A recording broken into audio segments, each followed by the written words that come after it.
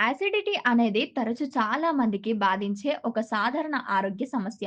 కడుపుతో అధికంగా ఆమ్లం ఉత్పత్తి అయినప్పుడు గుండెల్లో మంట, పుల్లటి తేన్పులు, కడుపు నొప్పి వంటి లక్షణాలు కనిపిస్తాయి.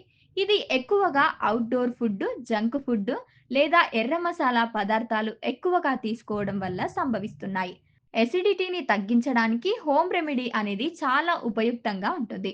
ఇవి సులభంగా లభిస్తాయి మరియు ఆహార అలవాట్లలో చిన్న మార్పులతో ఎసిడిటీ సమస్యలను నియంత్రించవచ్చు. చల్లటి పాలు. పాలల్లో కాల్షియం ఉంటుంది. ఇది కడుపులోని ఆమ్లాన్ని తటస్థీకరించడానికి సహాయపడుతుంది. ఎసిడిటీగా ఉన్నప్పుడు ఒక గ్లాసు చల్లటి పాలు తాగితే తక్షణ ఉపశమనం లభిస్తుంది. అరటిపండు. అరటిపండులో సహజ యాంటీసీడ్లు ఉంటాయి. ఇవి కడుపులోని ఆమ్లాన్ని తగ్గిస్తాయి. ప్రతిరోజు ఒక పండిన అరటిపండు తినడం వల్ల అసిడిటీ నివారించవచ్చు. కొబ్బరి నీరు ఎసిడిటీని తగ్గించడంలో చాలా ప్రభావవంతంగా పనిచేస్తుంది.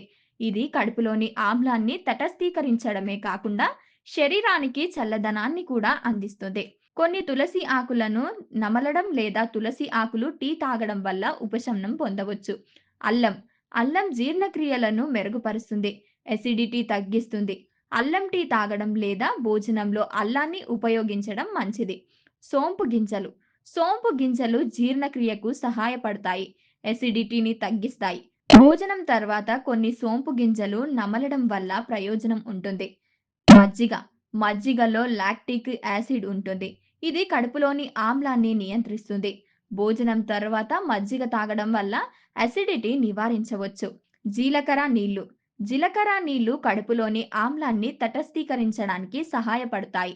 ఒక గ్లాసు నీటిలో ఒక టీ స్పూను జీలకర్ర వేసి మరిగించి చల్లార్చి తాగాలి. Apple cider vinegar. Apple cider vinegar. Apple cider vinegar కడుపులోని పీహెచ్ స్థాయిని సమతుల్యం చేయడానికి సహాయపడుతుంది. ఒక గ్లాసు నీటిలో ఒక teaspoon apple cider vinegar కలిపి తాగాలి. ఆహార నియమాలు. నూనె, మసాలా ఎక్కువగా ఉన్న ఆహారాలను దూరంగా ఉంచాలి. సమయానికి భోజనం చేయాలి. ఎక్కువసేపు ఖాళీ కడుపుతో ఉండకూడదు. ఆల్కహాలు, ధూమపానం మానుకోవాలి. పుల్లటి పండ్లు, సిట్రిక్ పండ్లను తక్కువగా తీసుకోవాలి. ఎక్కువ నీరు త్రాగాలి. ఈ హోమ్ రెమెడీస్‌తో పాటు ఆరోగ్యకరమైన జీవన శైలిని అనుసరించడం కూడా చాలా ముఖ్యం. సమస్య తీవ్రంగా ఉంటే వైద్యుడిని సంప్రదించడం మంచిది.